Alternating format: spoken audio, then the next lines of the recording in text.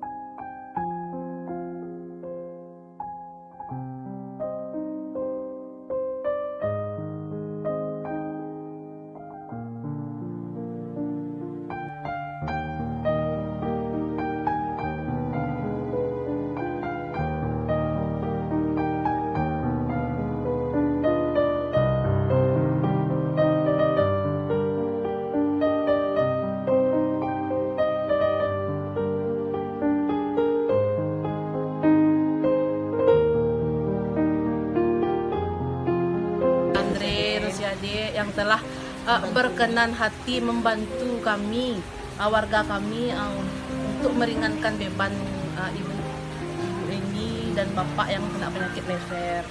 Semoga bantuan ini bermanfaat Nak Uni untuk kami semua. Terima kasih banyak.